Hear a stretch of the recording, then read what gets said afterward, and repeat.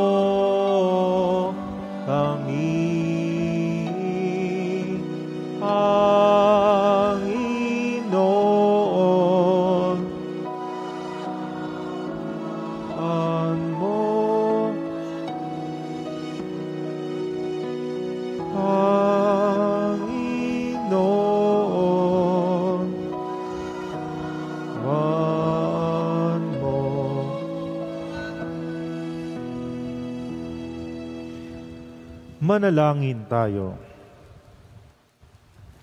Ama naming makapangyarihan, ipagkaloob mong lagi naming ikaligayang ikaw ay paglingkuran, sapagkat walang maliw at walang kahulilip ang kasiyahan kapag sumasamba kami sa iyong kapangyarihan, nagpapairal sa tanang sanlibutan.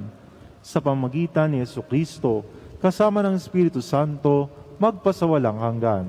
Amen. Magsiupo na po ang lahat.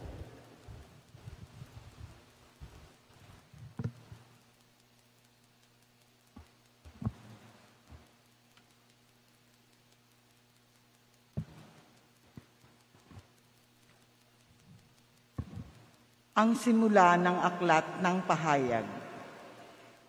Ito ang pagpapahayag ng Diyos kay Jesucristo at kanya namang inihayag kay Juan na alipin niya sa pamamagitan ng anghel. Ang layon ng pagpapahayag na ito'y ipabatid sa mga alipin ng Diyos ang mga bagay na malapit ng maganap. Ito ang patotoo ni Juan sa mga nakita niya tungkol sa inihayag ng Diyos at pinatunayan ni Jesucristo. Mapalad ang bumabasa ng aklat na ito, ang mga nakikinig sa hulang inihahayag nito at tumutupad sa nasusulat dito, sapagkat ang lahat ng ito'y malapit ng maganap. Buhat kay Juan sa 7 simbahan sa Asya. Sumainyo ang pagpapala at kapayapaan mula sa Diyos. Diyos sa kasalukuyan, sa nakaraan at siyang darating, at mula sa 7 espiritong nasa harap ng kanyang trono. Narinig ko ang Panginoon at sinabi niya sa akin, isulat mo sa anghel ng simbahan sa Efeso. Ito ang pinasasabi ng may hawak ng 7 bituin sa kanyang kanang kamay, ang lumalakad sa gitna ng 7 ilawang ginto. Nalalaman ko ang mga ginawa mo ang iyong mga pagpapagal at pagtitiyaga. Alam kong namumuhi ka sa masasama. Sinubok mo ang mga nagpanggap na apostol at napatunayan mong sila'y bulaan. Alam ko ring matyaga ka, nagtitiis ng maraming hirap alang-alang sa akin, at hindi nanlulupaypay. Ngunit ito ang pinagdaramdam ko sa iyo. Nanlalamig ka sa akin, hindi mo na ako mahal tulad ng dati. Alalahanin mo ang dati mong kalagayan, pagsisihan mo at talikdan ang iyong masasamang gawa, at gawin mong muli ang mga ginawa mo noong una. Ang salita ng Diyos. Salamat sa Diyos. Kakain ang magwawagi sa puno ng buhay lagi. Kakain ang magwawagi sa puno ng buhay lagi. Mapalad ang taong hindi naaakit niyong masasama upang sundan niya ang kanilang payot, maling halimbawa, hindi sumasama sa sinumang taong ang laging adhikay, pagtawanan lamang at hamak-hamakin ang Diyos na dakila. Nagagalak siyang laging magsaliksik ng banal na aral. Ang utos ng poon siya'y binubuhay sa gabi at araw. Kakain ang magwawagi sa puno ng buhay lagi. Ang katulad niya ay isang punong kahoy sa tabing batisan. Sariwa ang dahot, laging namumunga sa kapanahunan. At anumang gawin ay nakatitiyak na magtatagumpay. Kakain ang magwawagi sa puno ng buhay lagi. Ngunit ibang-iba ang masamang tao. Iba ang kawangis. Siya'y natatangay at naiipadpad kung hangi umiihip. Sa taong matuwid na ay Panginoon ang siyang mag-iingat. Ngunit kailanman ang mga masama ay mapapahamak. Kakain ang magwawagi sa puno ng buhay lagi. Magsitayo na po ang lahat.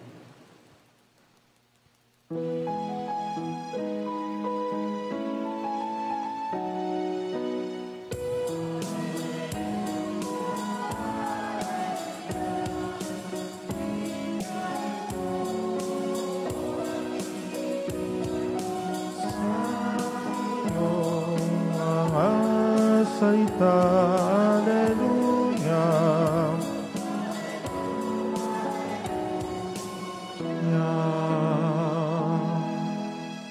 Sumainyo ang Panginoon.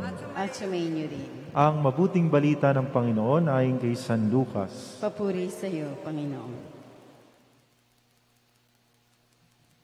Malapit na si Jesus sa Jericho at dooy may isang lalaking bulag na nakaupo sa tabi ng daan at nagpapalimos.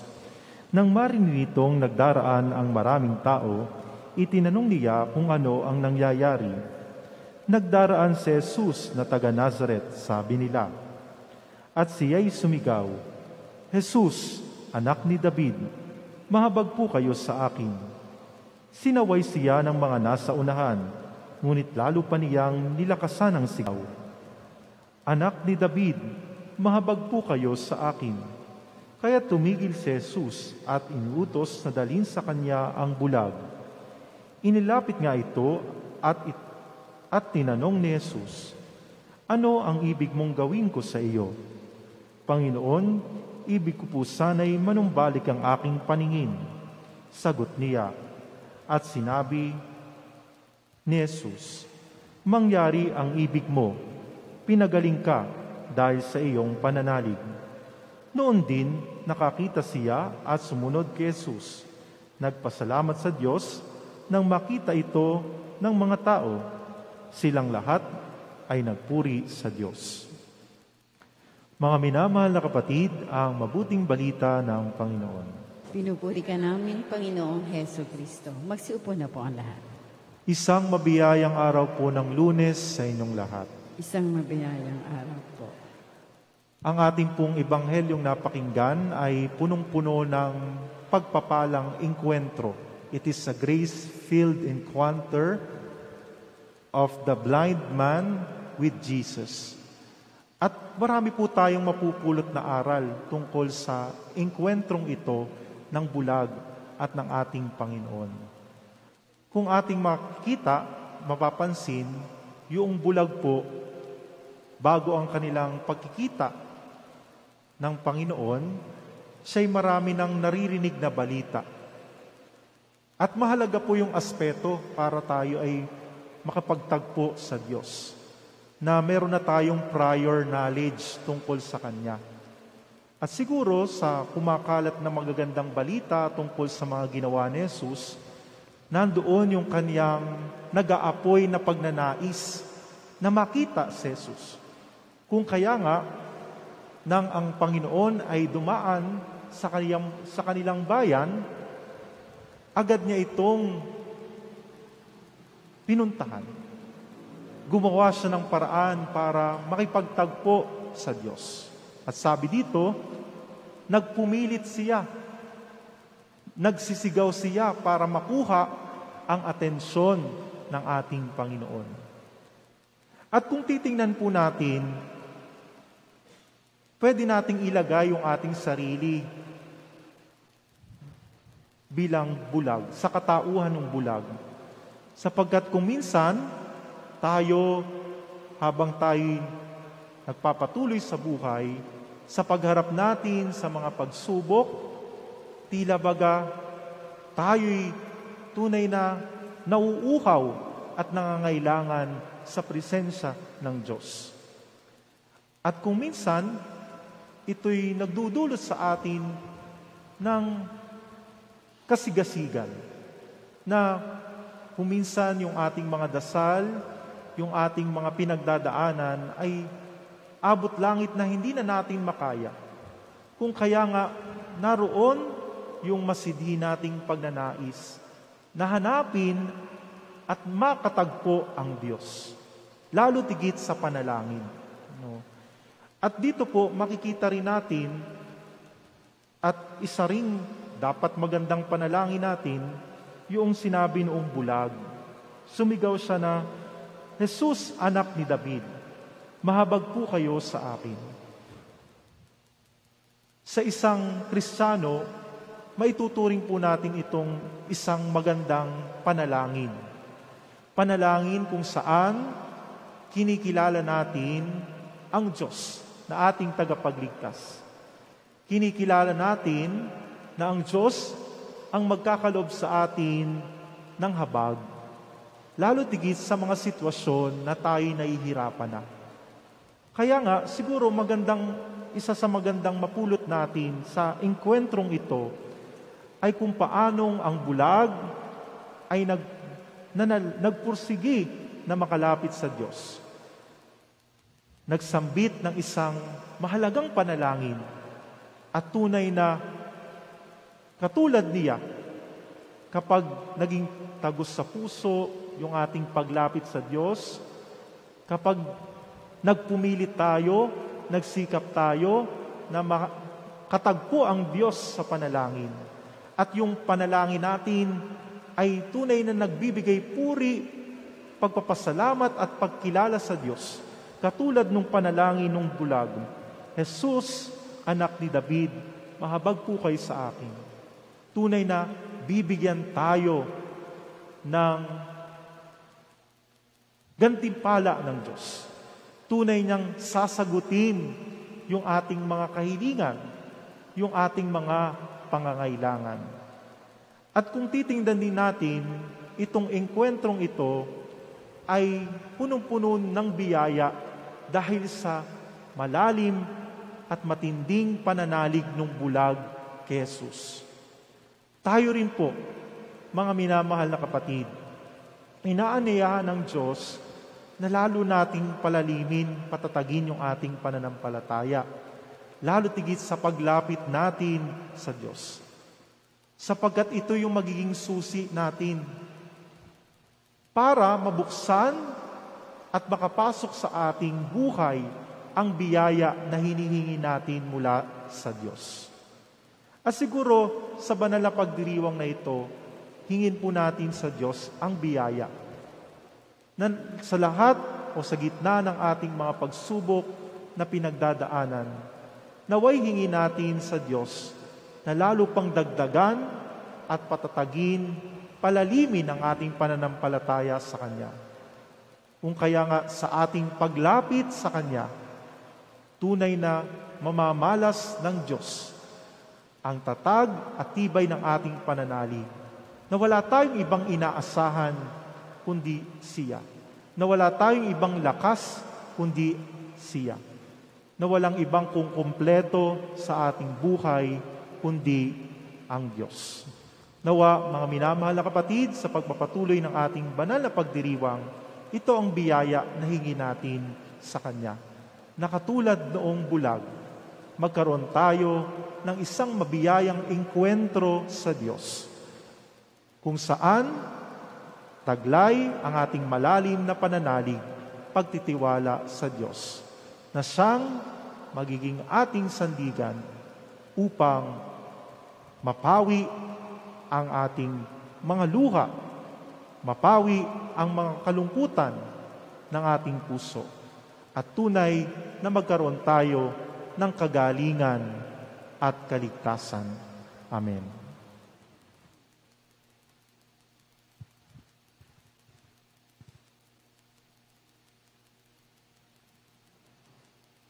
Magsitayo na po ang lahat.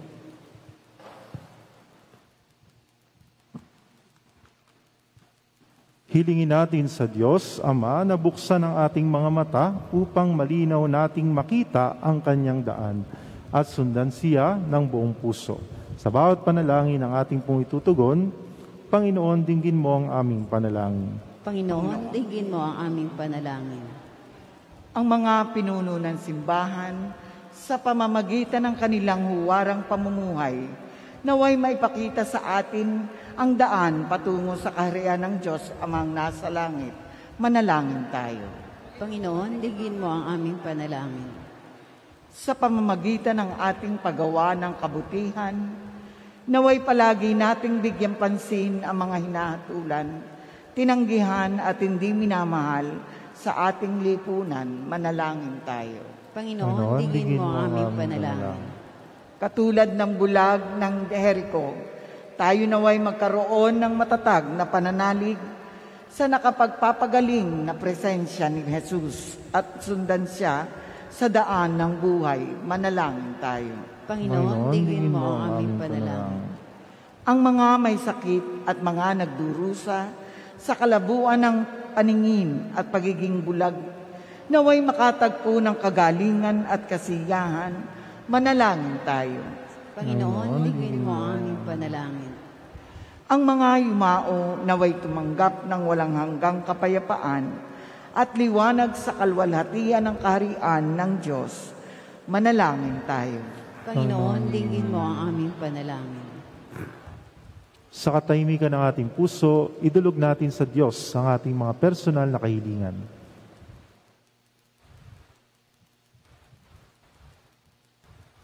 Ama naming nasa langit, punuin mo kami ng iyong pagmamahal at pawiin mo ang kadiliman sa aming buhay upang mabuhay kami sa liwanag ni Kristo, ang iyong anak na nabubuhay at nag-ahari kasama mo ngayon at magpakailanman. Amen. Amen. Magsiupo na po ang lahat.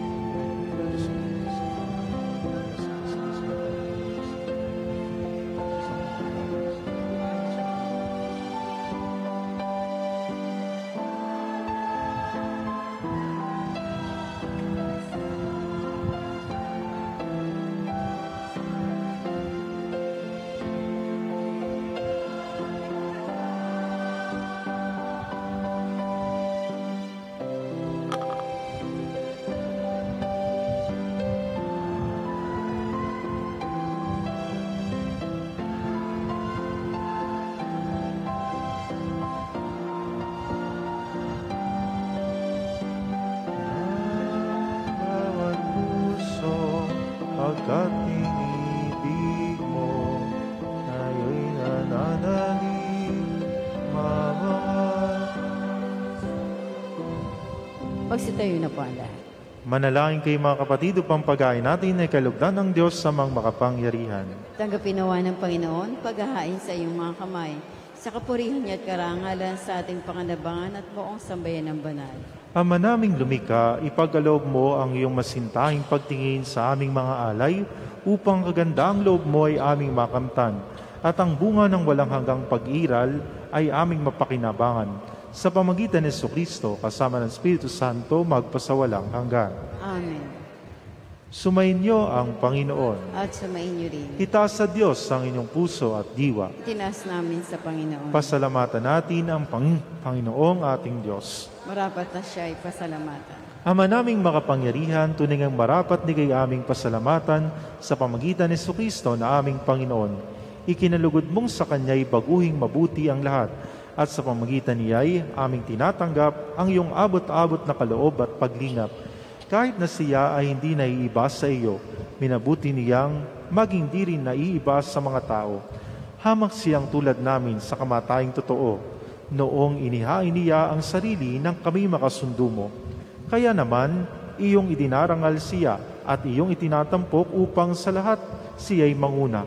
Ngayon nga'y lahat ng sa Kanya'y nakikiisa ay talagang magkakamit ng iyong buhay at ligaya. Kaya kaysa naman ay nagsisiawit ng papuri sa iyo nang walang umpay sa kalangitan, kami nagbubunyi sa iyong kadakilaan.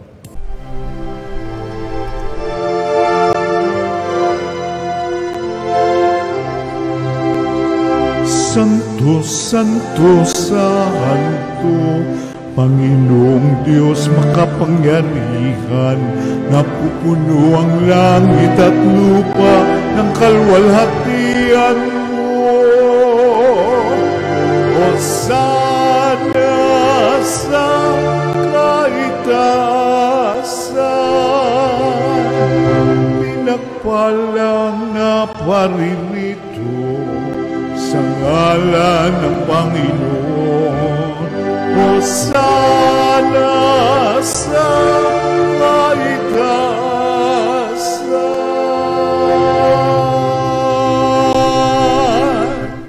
Ama naming banal, ikaw ang bukal ng tanang kabanalan. Kaya't sa pamamagitan ng iyong Espiritu, gawin mong banal ang kaloob na ito upang para sa amin maging katawan at dugo ng aming Panginoong Jesucristo. Bago niya pinagtisang kusang loob na maging handog, hinawakan niya ang tinapay, pinasalamatan kaniya, pinagati-ati niya iyon, iniabot sa kanyang mga alagad at sinabi, "Tanggapin ninyong lahat ito at kanin. Ito ang aking katawan, niyahandog para sa inyo."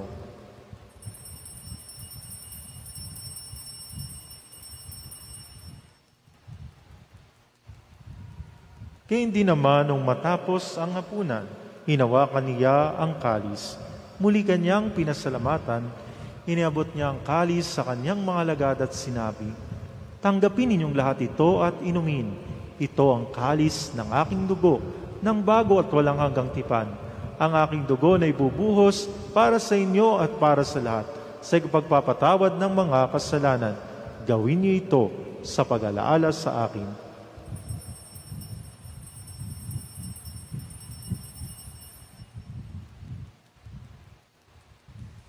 Pagbunyi natin ang misteryo ng pananampalataya. Kristo'y namatay, si Kristo ay nabuhay, si Kristo'y babalik.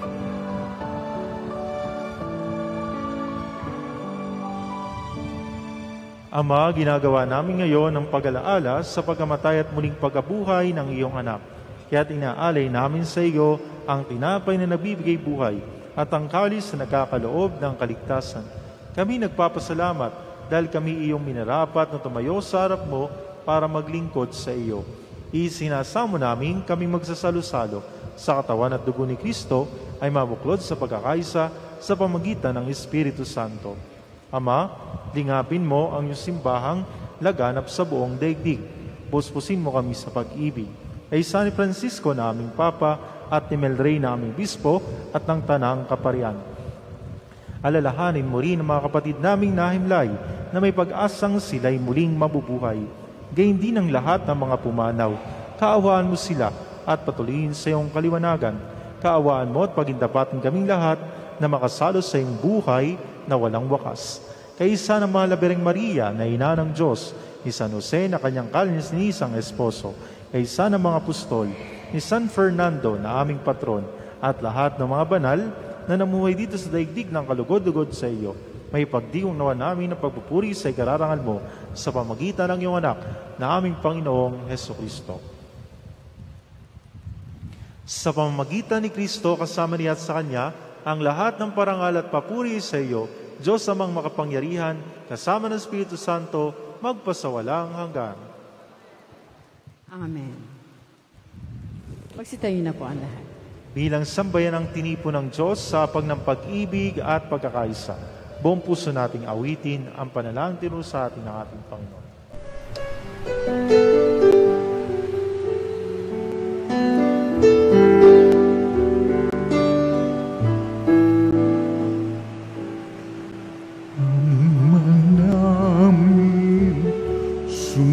Sumasalang ka, sambahin ang ngalan mo, mapasamin ang kaharian mo, sundin ang loob mo dito sa lupa para nang sa langit. Bigyan mo po kami ngayon ng aming kakanin sa araw-araw, at patawarin mo kami sa aming mga sala, para ng pagpapatawan namin sa nagkakasala sa amin, at huwag mo kaming ibang dulot sa tukso, at yadya mo kami sa lahat ng masama. Hinihiling namin kami adya sa lahat ng masama, pagkalooban ng kapayapaan araw-araw, iligtas sa kasalanan at ilayo sa lahat ng kapahamakan, samantalang aming pinananabikan ang dakilang araw ng pagpapahayag ng tagapagligtas naming si Jesucristo.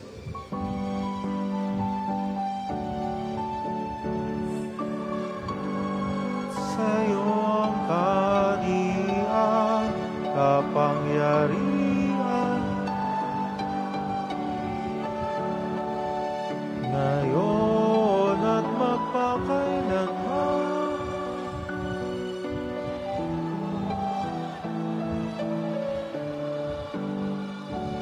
Panginoong Jesucristo, sinabi mo sa iyong mga apostol, kapayapaan ang iniiwan ko sa inyo, ang aking kapayapaan ang binibigay ko sa inyo.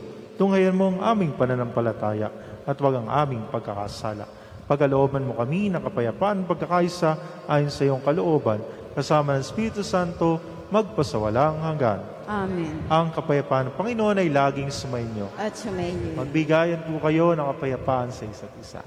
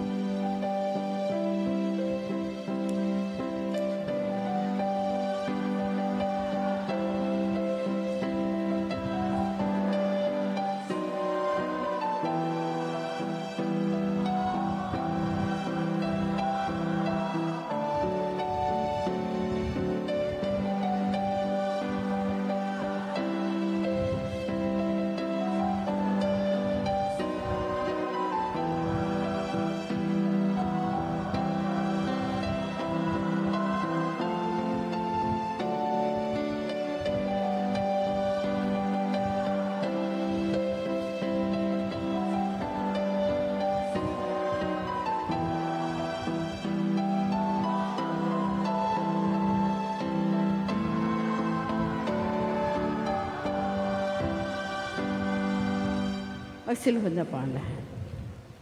Ito ang kordero ng Diyos, ito nag-aalis ng kasalanan sa libutan, mapalad ang mga inaanyahan sa kanyang piging. Panginoon, hindi ako dapat na magpatuloy sa iyo.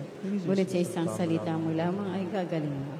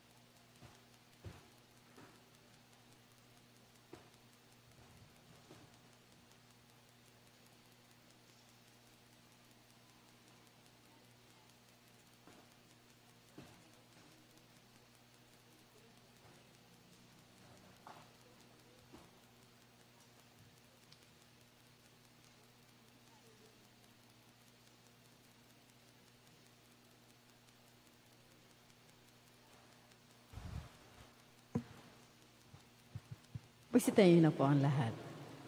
Manalangin tayo. Ama naming mapagmahal, sa pinagsaluhan naming banal na pakikinabang, ang amin nawang pag-ibig ay lalong madagdagan nang ginawa namin sa pag-alaala sa anak mong mahal na nag-utos si pagdiwang ang huling hapunan sa pamagitan ni Jesucristo kasama ng Espiritu Santo magpasawalang hanggan. Amen. Sumainyo ang Panginoon. At sumayin niyo rin. Pagpalain kayong lahat ng makapangyarihang Diyos Ama at Anak at Espiritu Santo. Amen. Taglay ninyo sa inyong pag-alis ang kapayapaan ni Kristo. Salamat sa Diyos. Palakpakan natin, pasalamatan ng Panginoon.